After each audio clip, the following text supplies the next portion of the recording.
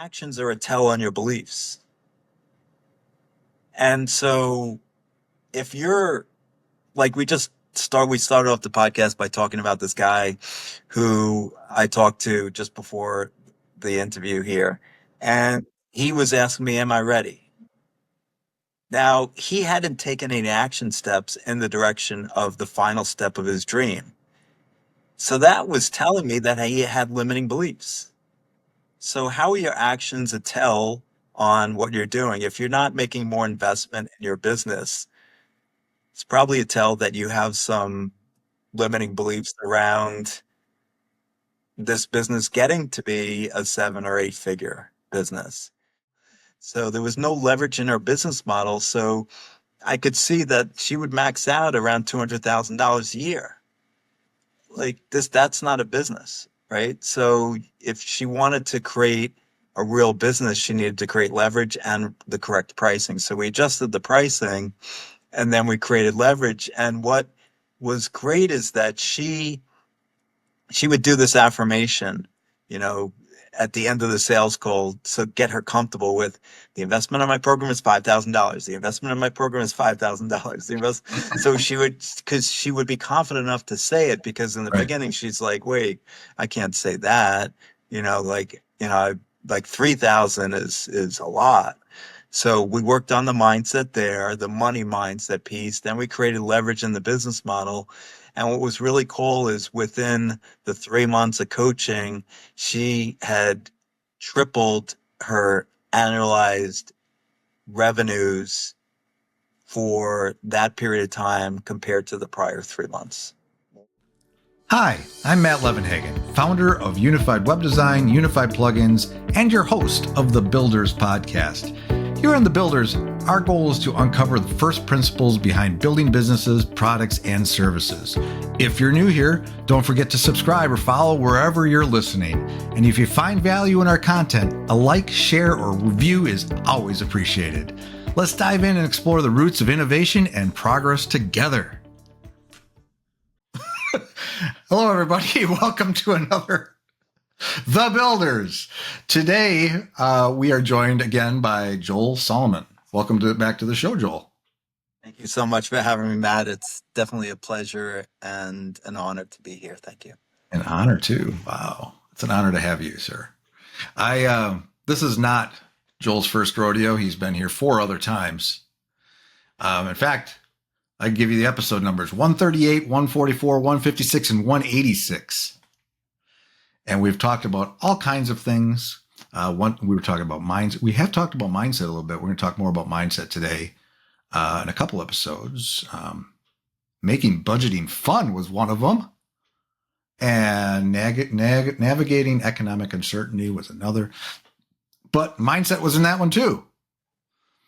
And the reason why we're going to talk about mindset today, it's going to be in the context of kind of our new season 2 focus, because what I found, even when we're talking about building and building anything, building services, building products, building businesses, that underlying that, you got to have the right mindset to build these things. So even though we like to get in the nuts and bolts of building, that's technically part of that kind of helps the nuts and bolts come together. Maybe that's how to put it. So with that, Joel, just a quick bio for him. He is a finance and mindful money expert and master prosperity coach who helps others overcome obstacles standing in the way of their financial freedom.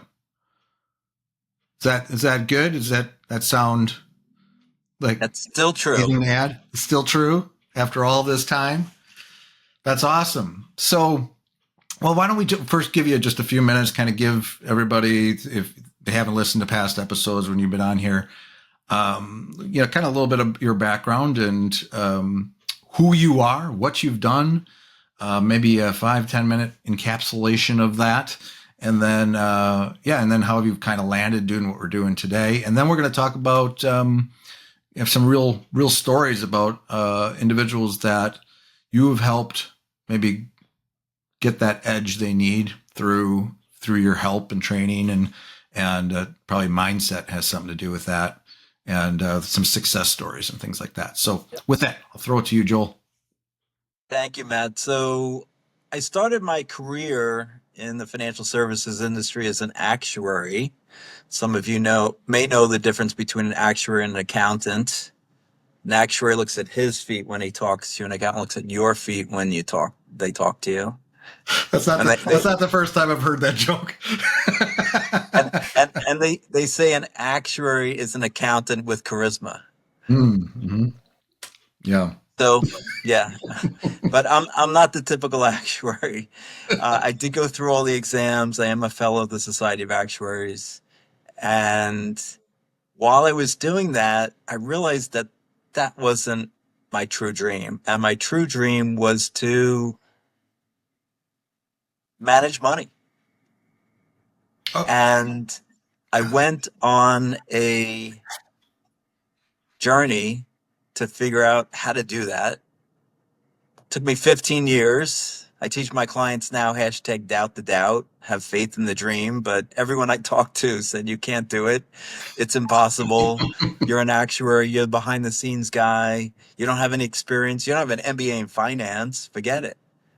But then there was this one guy who told me, this is how I did it. I was an actuary. I took this route to get there, and I followed it mostly. And 15 years later, I achieved that dream of becoming a hedge fund manager. and you were just And telling me you're helping somebody else do the same thing because you yes, got the I blueprint. You learned a blueprint from somebody else. You applied it. You became that, and now you're helping somebody else do that. That's awesome.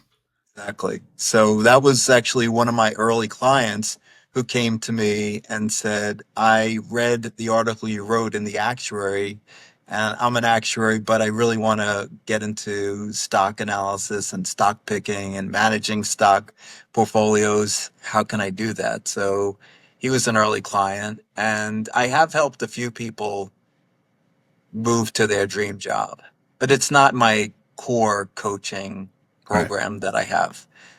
So I achieved the dream, and I was working for Citigroup as a hedge fund manager. And then there was a law passed that banks said that banks can't own hedge funds.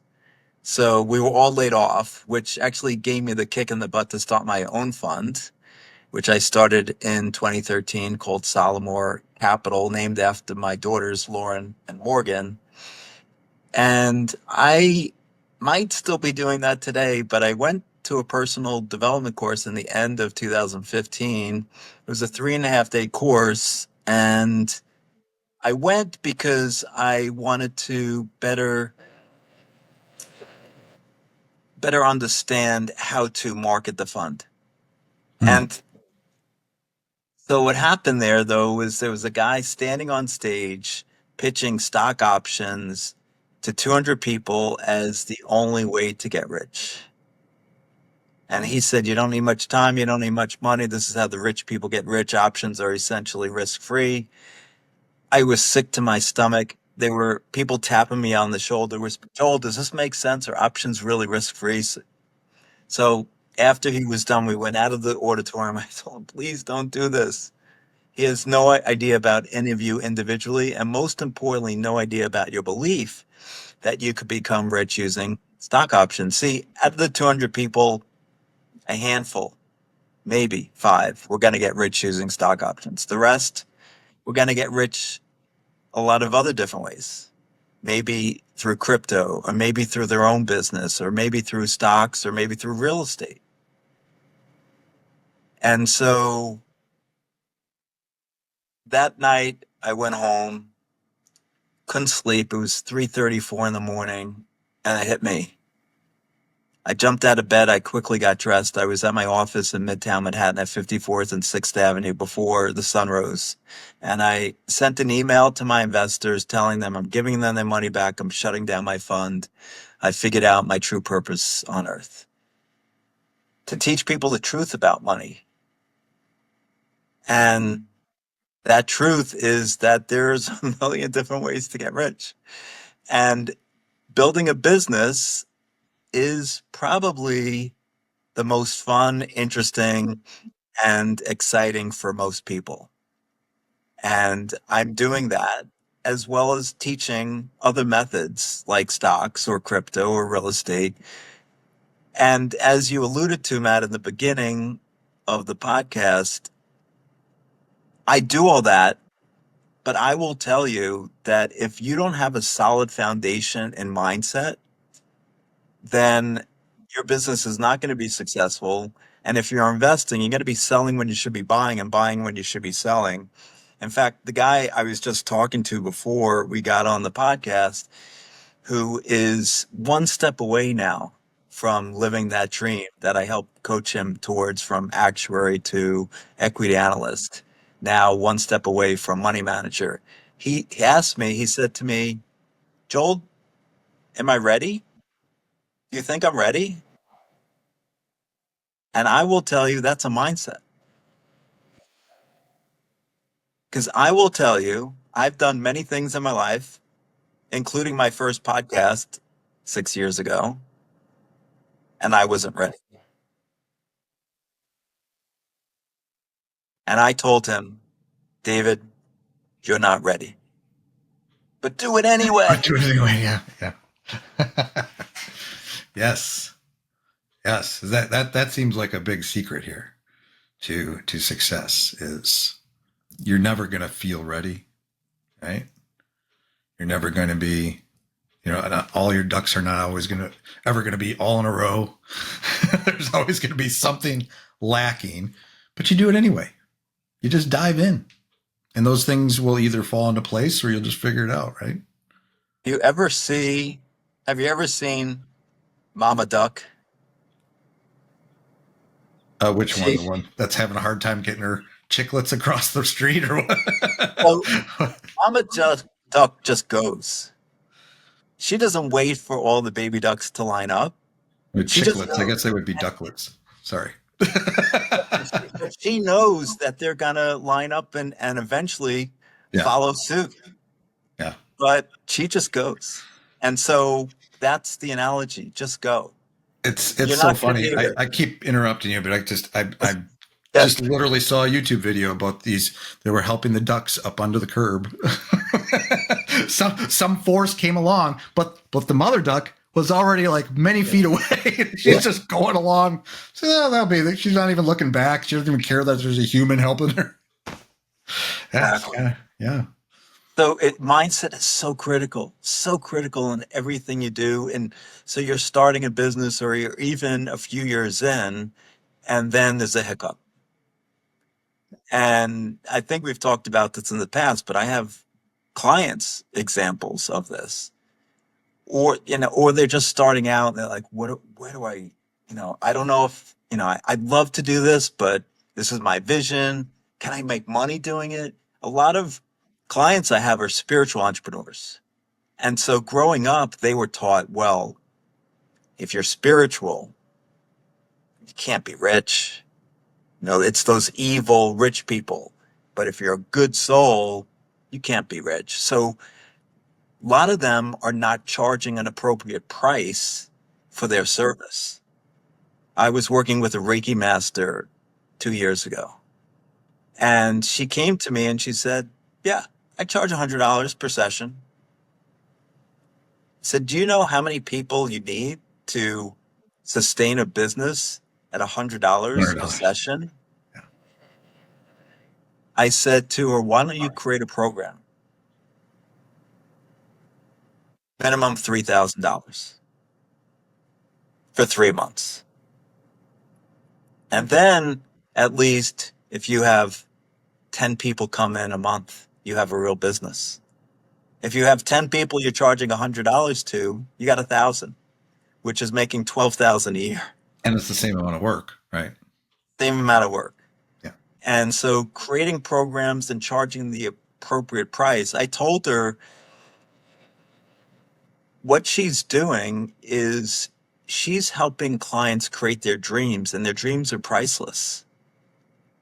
And by her charging $100 and them moving towards their dreams, it's like 3,000 years ago when the cow farmer would give the chicken farmer 12 cows and he'd get one chicken back. That's the similar exchange of energy that's happening when you're charging $100 for your Reiki. It's inappropriate. It's an inappropriate exchange of energy. And it's not serving you. And it's not serving humankind by doing that. So a lot of my clients who are spiritual entrepreneurs, the yoga teachers, the meditation teachers, the hypnotists, are charging an inappropriate fee for their service. What's the root of that? What they're just They have limiting beliefs around money. The one of them we just talked about is, if I'm a good soul, I can't get rich. I'm not supposed to get rich. Those only the evil people are rich.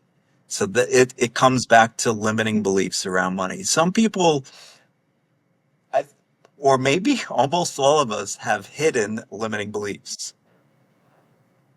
How, and the way to find them is to look at your actions. How are you acting? I was on a call this week with a woman who told me that she just sold her house in LA and she is going to buy another one in a few years. I don't know how much equity she had in the house, but let's say it's $500,000. She said she'd be willing to risk, quote unquote, 50,000 over the next 3 years. So I asked her, do you think you have any limiting beliefs around money? And most people would say, oh, that's rational. You got to keep money in cash because you're going to use it for another house.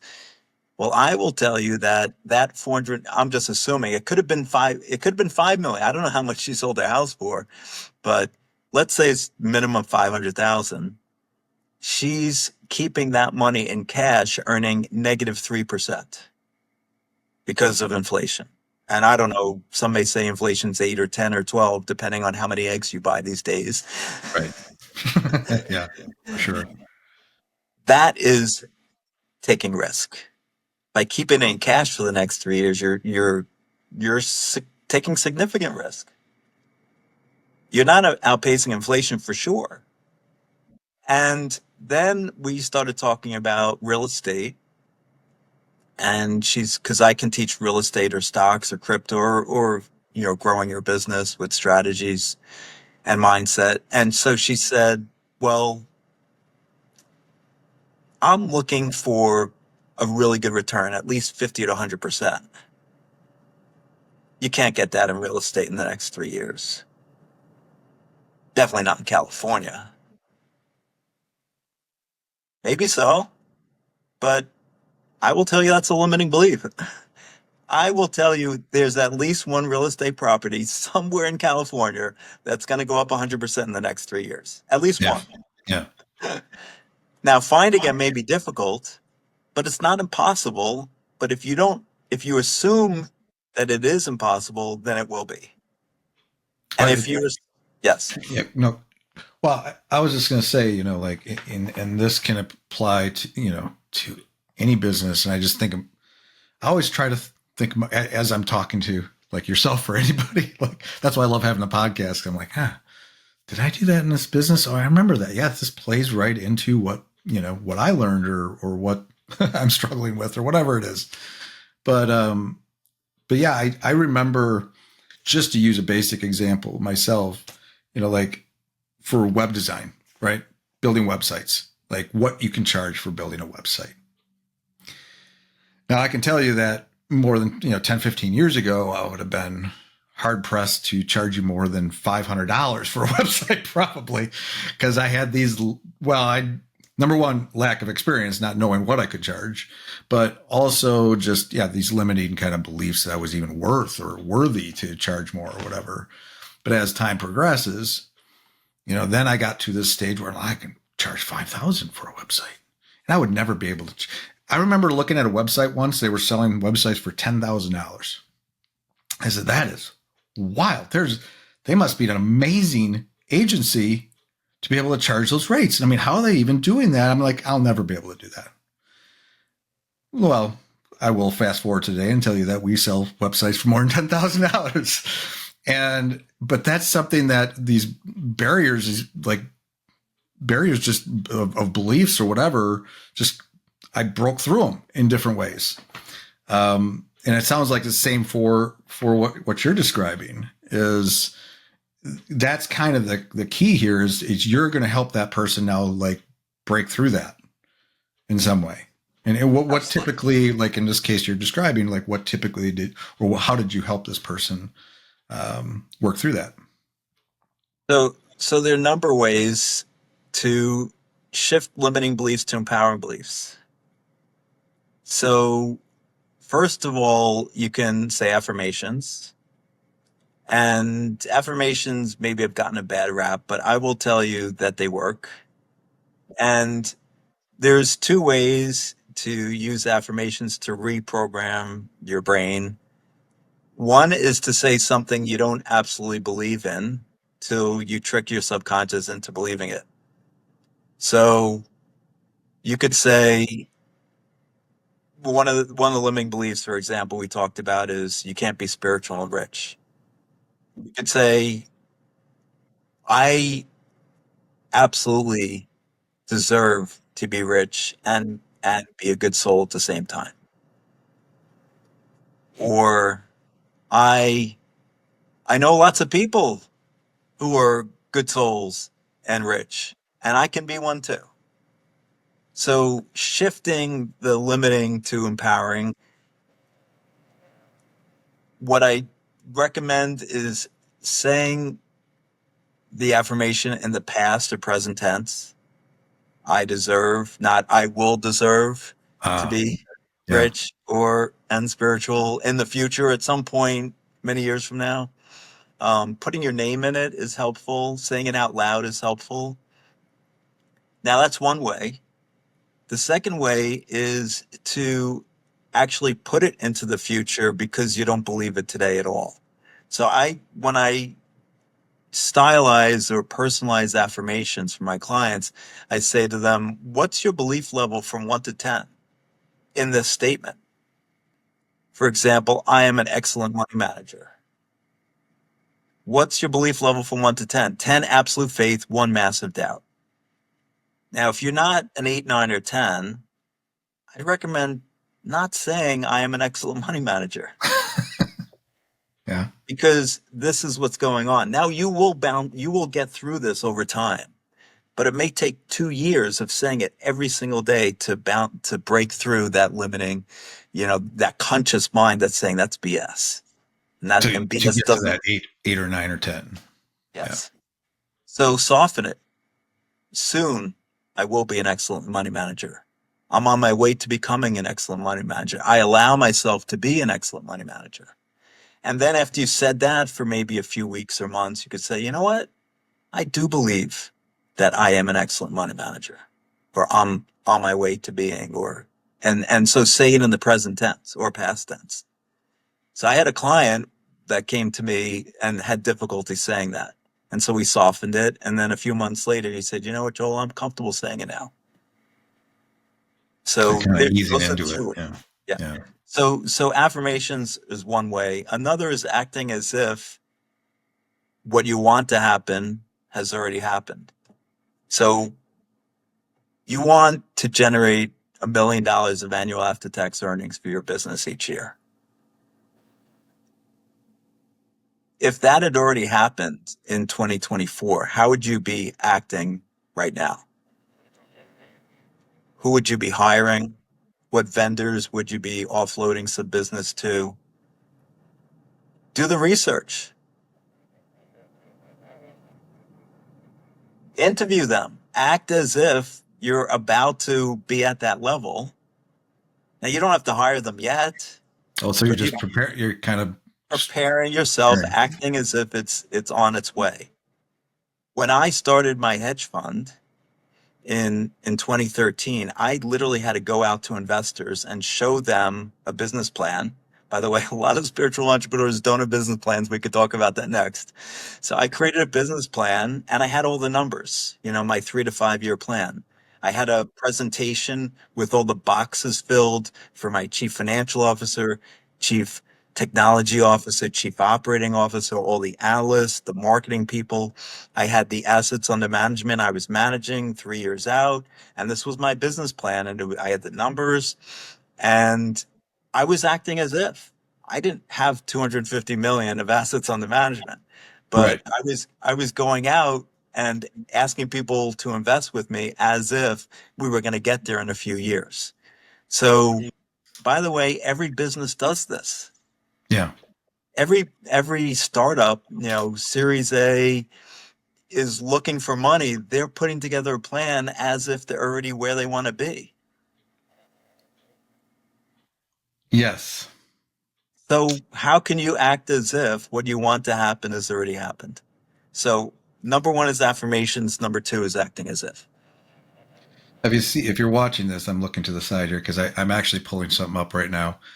Because even in my business, like I'm always looking, like you said, I'm not ready today to hire that accountant project director that but I have a document. This is the role, serves as a primary liaison between the agency and key client or partner accounts. And then I got the key responsibilities. I have the, what they'll, how they'll fit into the team and leadership and all that. I don't have this person, but I have a document. So when the time comes, I even have a whole section in my documentation that says future hires and roles. You're And acting as if you didn't know the term acting as if, but you're doing that even though nobody told you like this is a way to create that bigger business, right? right, and like Consciously.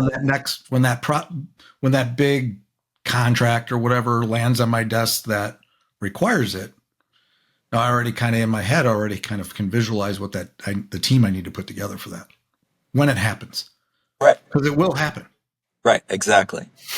And so what I also did with my clients, these entrepreneurs who are not to be derogatory, but I'm a math guy. I analyze stocks and model out the earnings of the company and love rows of numbers. It just like lights me up when I see tons of numbers. So I'm like, so having a business plan is sometimes not common with the Reiki master or hypnotist or yoga teacher or energy healer or health coach or life coach. And it's just second nature to me to put those together. So I've helped some of these people put together a business plan. And the benefit of doing that is you're acting as if okay, here's the marketing expense. Here's the advertising expense. How much am I willing to spend on this when the revenues come to 10,000 a month or 20,000 a month? How much are you going to spend on marketing? Right. By the way, rule number 6 in the 9 money rules millionaires use is giving. And I require them to have a line for charitable contributions. How much you going to give to a charity each month? Have a baseline that you're going to give no matter what. And then as the business grows and creates a lot more than that amount, then you can top it up. But that should be a line in your business plan. Giving. Very good. See, and so this is part of mindset, like being able to, Yeah. again, kind of going back, reiterating, like this is all the foundational kind of your brain is the foundation kind of, and how you think and how that mindset is, because everything is, that's like the foundation of your house. Everything's built on that. And if you have a very shaky foundation, you're gonna have some problems when that little earthquake comes along. Yes, I love that analogy, Yeah. and a lot of people come to me and say, Joel, just teach me, business strategy. Just teach me the business processes. Like I know things are wrong in my pricing or my services or my strategy or in investing. It'll be like, I just teach me your 5 step stock screen, and I say, no, I'm not going to do it. Go to somebody else who like I can give you a fish and you have fish for a day, but I can teach you how to fish. You have fish for a lifetime. I'd Yeah. rather teach you the process, but the foundational principles of mindset are critical, and you need to have those, because otherwise, when things start faltering a little bit and your mindset isn't solid, then the whole thing crumbles.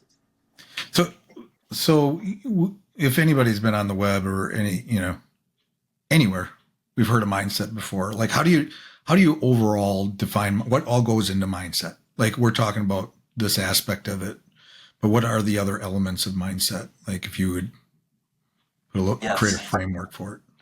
So it's your beliefs, limiting beliefs versus empowering beliefs. It's the affirmations we talked about. It's acting as if. What are your thoughts throughout the day? Like when things don't go quite right, do you start assuming that things are going to continue to not go quite right? Or do you change that thought? Because a belief, by the way, is just a thought you keep on thinking. And I say there's not a lot of truths, there's just beliefs. Yes, if you step off the Empire State Building, you will fall. That's a truth, I would say. That's the law of gravity, but there's not a lot of other truths out there. So, Yeah. so, so thoughts, beliefs, affirmations, acting as if, I would say it's another really important part of mindset is taking action, because your actions are a tell on your beliefs. And so if you're like we started off the podcast by talking about this guy who I talked to just before the interview here, and he was asking me, am I ready? Now, he hadn't taken any action steps in the direction of the final step of his dream. So that was telling me that he had limiting beliefs. So how are your actions a tell on what you're doing? If you're not making more investment in your business, it's probably a tell that you have some limiting beliefs around this business getting to be a 7 or 8 figure business. I recently invested in a sales and marketing team and spent 5 figures doing that because I believe that this business is a 6 or 7 figure business and in earnings. I like to talk earnings, not revenues. So I believe this is 6 or 7 figures in earnings, and I'm not there yet. And Okay. so I want to get there, and so I decided to invest in that part of the business so I can get there quicker. So what are you not doing? And what are you doing is a really good tell on your overall beliefs. I give the example of a client of mine a few years ago, and he told me, just as an aside, in the middle of a conversation, I was coaching him on money mindset for his business. And he told me that every morning when he gets up, when he brushes his teeth, he gets a tube of toothpaste and he has the wooden board at the end and he rolls it forward so he doesn't miss the drop of toothpaste. And every night he will brush his teeth and then take the tube of toothpaste and roll the piece of wood forward. Um, I said, John, what belief is behind that action step? Is it prosperity and abundance, or is it scarcity and lack? Yeah. You don't want to miss that last drop of toothpaste. What is that assuming? And if that's on the toothpaste, what about the investment in your business? Are you willing to invest what you need to invest in your business to make it grow if you're not willing to buy another tube of toothpaste before it's completely out? I don't know. With this, I feel a little exposed at the moment because I'm that guy that's trying to get the last, pushing on it as hard as I can to get that last drop out. And I've been on calls with people who have told me that pitching pennies is the way to go. And I'm not saying to waste money, but I'm saying that there are ways to act in abundance and prosperity. And when you act that way, you attract. It's the law of attraction. If you're operating in a mindset of prosperity and abundance as opposed to lack and scarcity, then you're going to attract more prosperity and abundance. I mean, it's hard. I mean, like again, thinking about my business, this is something I'm grappling with. I would say grappling with, but I'm trying to figure out right now. I'm looking back as I'm thinking about this. It is related to marketing. It was so funny because you brought up marketing. I'm like, I had just written down spend on marketing because it's something that I am actually right now. There, and it's triggered by something going on in my business where like, yeah, it's something where I have to say, we're going to be okay. That's the mindset. No matter what happens with this contract or what's going on right now and what's happening with the team and the fires we're putting out, we're going to be okay. We'll be, looking 2 months down the road, 3 months down the road, we're still rocking. But within that, I'm like, well, this is the time I need to invest in my business because it's monetary related. And I'm like, and I think back like a year, when was that? I don't know, maybe a year and a half ago. I was in a position where I was going to spend some money on lead gen and get some help with that, hire somebody to help me with that aspect of things and get more business. And I didn't do it. I pulled the trigger because I was hesitant. And now the money that I had set aside, let's say that was $10,000, $20,000, like a 3 to 6 month window. I was going to spend this money to do this thing and get more business. And I didn't do it. And like a year later, I don't have that money. That money was spent on other things. And I never spent it on marketing. I think back, well, if I would have spent it on marketing, I would have had generated more leads and got more business and would probably be in a different spot. And so there's a lot of things that could have happened. We can always guess, second guess ourselves and our decisions. But was that a limiting belief at the time? Like I shouldn't spend this money because maybe I need it for this other thing, which I did end up spending it on. But what if I would have spent it on like that? And that's what I'm thinking right now. I'm like, okay, this thing's happening. I have the money.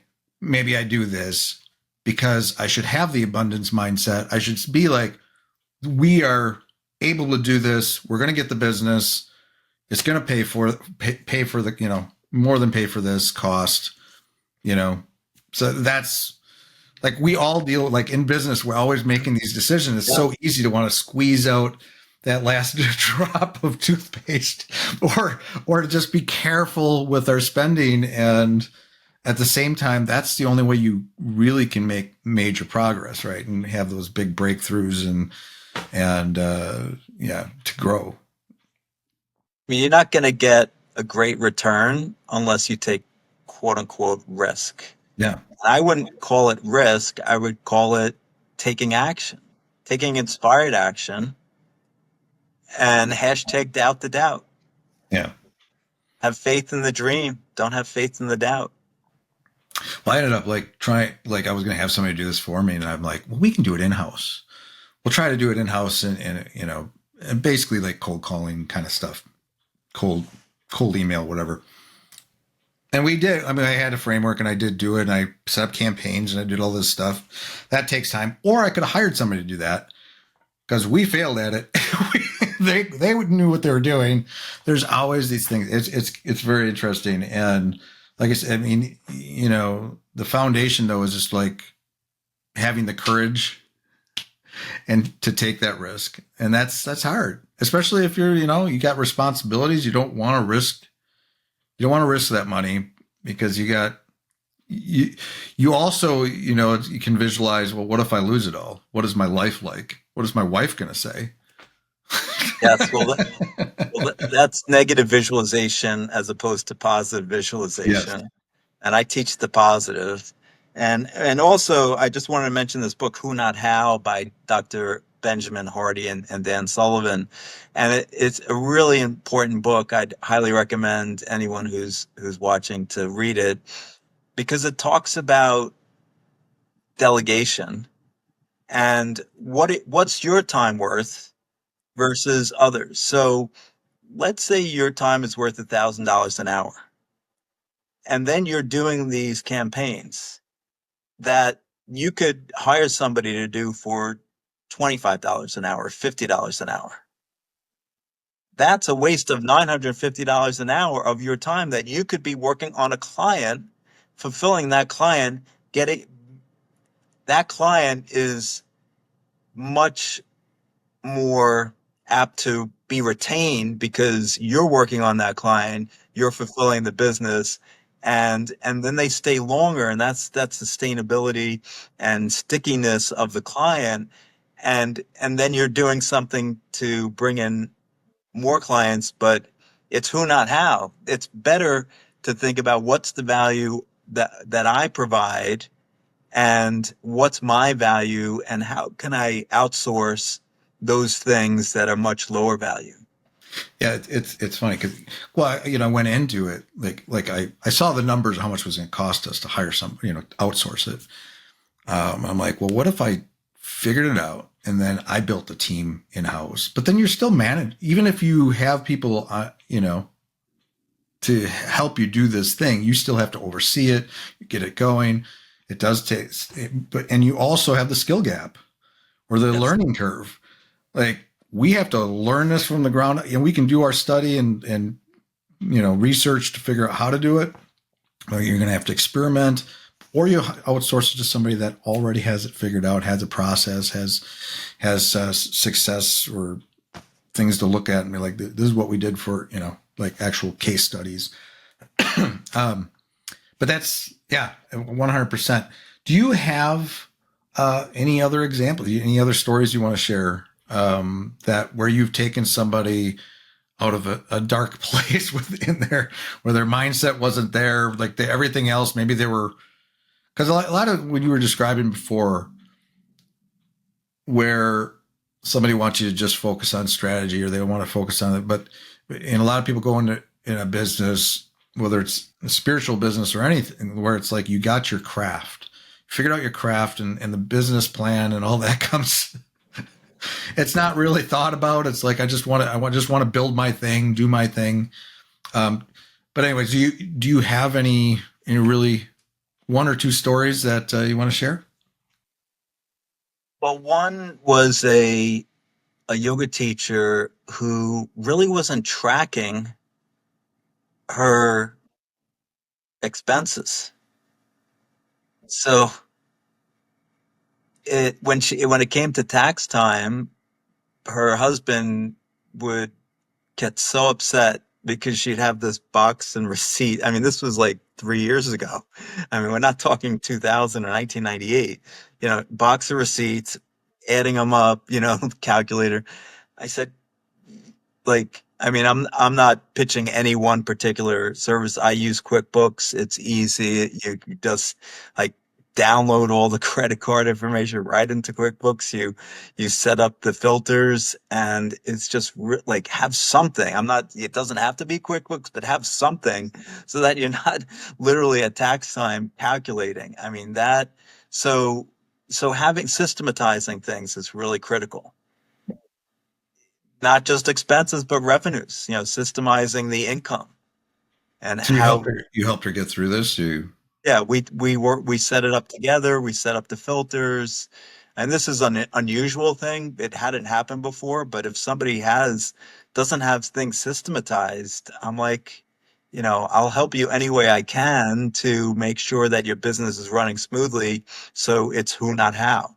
You're not doing, like, you shouldn't be doing that, right? Either get an accountant or have QuickBooks do it, but if you're a yoga teacher, you know do the yoga, right? It's like, Focus and on your and the craft. and the reason why a lot of entrepreneurs are not doing it is because they don't enjoy it, and they're like, they put it off to the end. It's like, okay, I'll just ignore this part of the business, but accounting, expenses, marketing, that whole part of the funnel, you need to either outsource it or systematize it. That's because that's going to come back and bite you eventually. And I've gotten bit. because I have a tendency, I'm going to share one of my flaws of where I get so focused on the business, the day to day, like just running things and team stuff. And I got a large team. I got developers, designers. We got the marketing piece. We got all this stuff going on, and I'm focused on that. And I don't always, or I haven't in the past, I haven't always thought about the money in the bank. I got, as long as I have, I wouldn't have cash flow problems or anything. Like everything felt good, but I wasn't keeping a super close eye on it. And now I have a habit, a process, which I'm still falter here and there, where every day, because I found the only way that I was going to break through with this, because it would run into issues here and there. And maybe one big issue that I had to work through, but I made myself create a habit. Like every single day I log into this account and that account, and I write down that top number, what the balance is. So I always, every day, that's how I start my day. And I don't have the stress of worrying about, are things good? Yeah. And then I can anticipate, and I can, it gives me such that simple action of just literally logging in, and I have like a sticky on like a digital sticky. And I put those numbers on there every single day. And that's helped my mind set for the day. Yeah. Like I'm not worried about that now, but once in a while it's like, oh, I better run to the bank real quick or whatever I need to do. But that simple thing, and I think that's what you're talking about, set those processes, create those things that can, and it's kind of like, what is it? What is the name of that book? Getting Things Done? Is that what it is? By David Allen? Is it Getting Things Done? Do you know that book? Don't. All right, let me see if I'm getting the right thing. Getting Things Done, David. Getting Things Done by David Allen. Oh, wow, I remember that. I read that book years ago.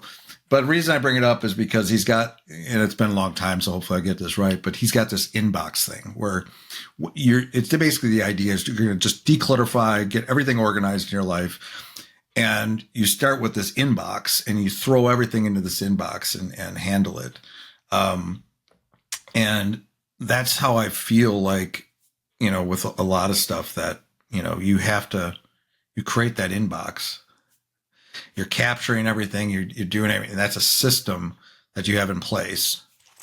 And those type of things. And it just, I think that whether that's in all aspects, not just the financial side of things, but have something where you can keep yourself organized and create those habits of doing things in a certain way. Yes. And then it'll reduce the quote unquote worry. And I tell my clients, worry is negative future planning. Worry is negative future planning. You're thinking about what you don't want to happen as opposed to what you do want to happen. Well, that's actually what I was going to tell you. I kind of lost my train of thought a little bit, but the idea behind that inbox was if everything's captured, like you said, you're now not worried about it. Like all that stress of clutter and like, what am I missing? Like with the bank account, am I okay in the bank account? I don't know, but it takes some kind of real estate in your head to Right. something back there is thinking about that always, even though you're working on other stuff, there's always this little thing back here, this little clutter in your head. It's like, I don't know, Matt, maybe you shouldn't be ignoring that today. But when you just do it, now you don't have to. You can just less stress and move on with your day and focus on things. Love that. Yep. Very good. It's good stuff. So one more story. You got any other small? I'm trying to pull stories out of you today. Yes. where somebody's building something, Yes. and they got all the other ducks in a row. They got their craft figured out. They're really good at teaching yoga or whatever they're doing, but they're struggling in some area, and it's something related to maybe mindset. Yeah, it's interesting because I had a mindset coach that I was coaching. A mindset coach you were coaching? Because it was the money mindset piece. Now, she was really good about helping people with beliefs and thoughts. All right. And yet for herself, it was what we talked about earlier. She was not charging the right price, and she didn't have leverage built into her business model. So she's a mindset coach, and she was coaching people one off. And I think when we started working together, she was charging 1,000 a month. And I said, again, similar conversation. You're helping your clients achieve their dreams. Their dreams are priceless, and you're like 1,000. Come on. So I convinced her to increase her prices by 66% to $5,000 for the 3 months, which I still think is too low for her. But she didn't want to double it right away. So we moved incrementally, and we worked on, creating leverage, because it was like one-off sessions rather than a program. And then group coaching, she wasn't doing at all. So there was no leverage in her business model. So I could see that she would max out around $200,000 a year. Like this, that's not a business, right? So if she wanted to create a real business, she needed to create leverage and the correct pricing. So we adjusted the pricing, and then we created leverage. And what was great is that she would do this affirmation, you know, at the end of the sales call. So get her comfortable with the investment on my program is $5,000. The investment in my program is $5,000. So because she would be confident enough to say it, because in the Right. beginning she's like, wait, I can't say that, like 3,000 is a lot. So we worked on the mindset there, the money mindset piece. Then we created leverage in the business model. And what was really cool is within the 3 months of coaching, she had tripled her annualized revenues for that period of time compared to the prior 3 months. So yeah, we got her to triple her. That was pretty cool. And it was, and I call it a manifestation, because a lot of people were like, she was vibrating at a different level. She was more confident. She was appreciative. She was happy. She was more confident in her business model. And then people would come. She went on a trip to Costa Rica right before she started coaching with me. And a woman who was on the trip, who she mentioned her mindset coaching, out of the blue, a couple months later, said, hey, I want to join. What's your program like? So the investment number program is $5,000. Done. Nice. So that was a nice success story. She wrote me an amazing testimonial, big paragraph, and how she was able to triple her revenues in 3 months. Wow. That's amazing. That's interesting. I mean, it's like there are a couple things there. It's like, well, first of all, just, and I don't know what the average person thinks about what mindset is, but the fact that it's wrapped into the actual money piece, like thinking about your money and your pricing, and that is mindset. That is thinking about yourself in a certain way and having that belief that you can. And then when you're saying it out loud, it is hard. It is hard when you're like, I've been there, like on that call with a client or with a prospect, and you get to the quoting the package or whatever you're doing, and you're like, well, I could say 2,000, and because and you start judging, like, what would they take, like they wouldn't spend 5,000 or 10,000. They're not going to Right. spend that. So I'm going to just say 20,000 or 2,000. Yeah. But you should say 5 or 10, and at least as an anchor. Right. But Yeah. but but to get there, like it's you have to really have that strong ability to do it. So saying it out loud, like whether it's in the mirror or you have it written down every morning, you read this and like, this is what I say today. Like if I'm on a call today, I love What's that. really important is to know in your heart of hearts that the value, the cost or the value of the program. So the cost is the cost, but the value of the program that you're providing is massively more than that. So that's why I'm like, all the clients I say, and look, your clients are paying for their dreams. The dreams are priceless. For me, my Money Miracles membership, investment in the Money Miracles membership is now about $5,000 for the year. And I incrementally got there. And I know in my heart of hearts that that's like giving it away. Yeah. But I still like, I think that's the right price for now for me. Yeah. And I also know that members have manifested $2,382,000. So on average, about $100,000 a person almost. So like, well, if I bought a stock for $5,000 and you gave me $100,000 at the end of 2 years, I would tell you that's the best investment I've ever made. Yeah. Right. Absolutely. Yeah. So you have to, like, that's part of it. Like when you say the investment in my program is $5,000, you have to be confident that they're getting massive value for that price. Right. Exactly. Yeah. And so you're saying it from a point of confidence, not of, oh, like, I don't know if this is, if they can afford it. Like, it's not about them affording. It's about you pricing it so that they're getting massive return on the investment. And that's what I think about when I tell people the cost of the investment in the Money Miracles membership. Yeah. And you have to believe in what you're doing for sure. Yeah. Because you can't just say I'm going to charge $5,000, but not actually believe you're going to give them the value that's going to, give them 50,000 on the back end or 100,000 or a million, so yeah, that's good stuff. Well, if somebody, first of all, if somebody wants to track you down online, where do you hang out? And then let somebody know, if they're having trouble with mindset or some aspect of their business where you might be able to help them out. How do they get in touch with you? Yeah, so go to my website. The company name is Salomon, as I mentioned earlier, the same name as my hedge fund was. So it's Salomon Management. So it's SALAURMOR.com, Salomon.com. And you can subscribe to my weekly email. You can sign up for a free 30 minutes of free prosperity coaching. Still doing that as of today. Until I get overwhelmed with that, I give everyone 30 minutes free. And so you can hop on a call if you want to, just go through money mindset, or you want to pick my brain on manifestation or business strategy or investing. Love to do it.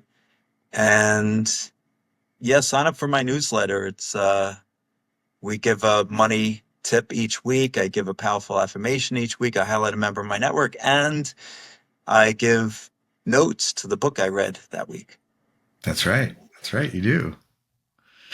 Awesome stuff. Well, thanks again, Joel. We got number 5 under our belt. It's very exciting. Very exciting. And we actually know what we're going to talk about in number 6. Maybe this summer, in a few months, we'll have you back again to talk about some other stuff. We'll keep it secret. Okay. Until next time, Joel, thanks a lot. Thanks so much for having me, Matt. Thanks for tuning in to this episode of the Builders Podcast. One more quick note about our sponsors. At Unified Web Design, we're passionate about doing better together, partnering with agencies and businesses to deliver exceptional web design, development, and ongoing support. And Unified Plugins offers tools to take your WordPress projects to the next level, helping you build beautiful websites, enhance functionality, and drive more conversions. If you haven't already, subscribe or follow to stay updated on future episodes. And if you enjoyed today's conversation, sharing it with somebody who might benefit helps us grow this amazing community. Until next time, keep building with intention and creativity.